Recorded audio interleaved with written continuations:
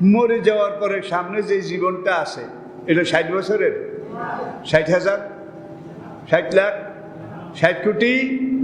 সেই জীবনটা শুরু আছে কিন্তু শেষ নাই।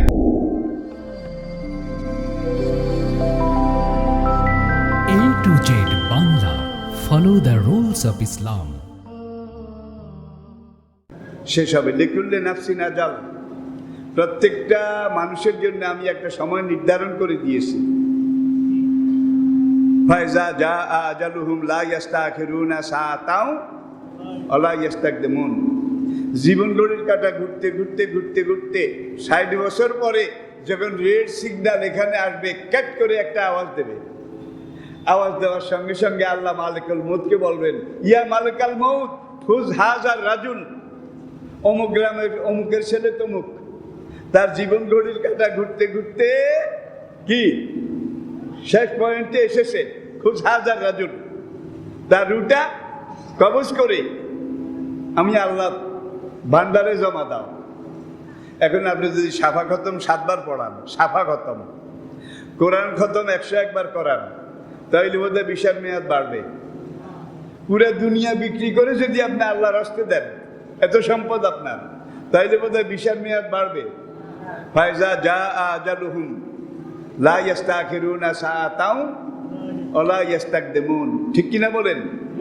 বাস 60 বছর ছিলেন, বুঝার জন্য বলছি, কারো কম কারো বেশি। এই 60 বছরে আপনি এখানে যা করবেন, মরে যাওয়ার পরে আপনার রূহ আরেক জগতে চলে যাবে। এই জীবনটা 60 বছরের। মরে যাওয়ার পরে সামনে যে জীবনটা আছে এটা 60 বছরের, 60,000, 60 লাখ, 60 কোটি। সেই জীবনটা শুরু আছে কিন্তু শেষ নাই। ঠিক কিনা বলেন?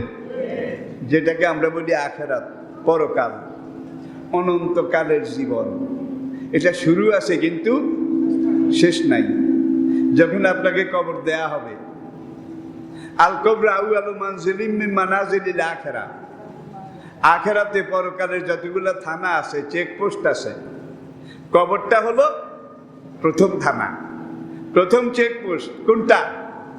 কবর। আর এই কবরে যখন আপনাকে রাখা হবে, মান রাব্বুকা ওয়া মা দীনুকা ওয়া মান নাবিয়ুকা, এই প্রশ্ন জিজ্ঞাসা করার পরে এইবার ফেরেশতারা আপনার আমলনামাটা আপনার সামনে তুলে ধরবে। ধরে প্রথম নামাজের হিসাবটা নেবে। নামাজ, প্রথম নামাজ সালাত। এই নামাজের হিসাবে যারা পাশ করবে, ঠিক মতো নামাজ পড়েছে, আল্লাহ বলেন ফাসাওফা ইউহাসাবু হিসাবাই ইয়াসীরা।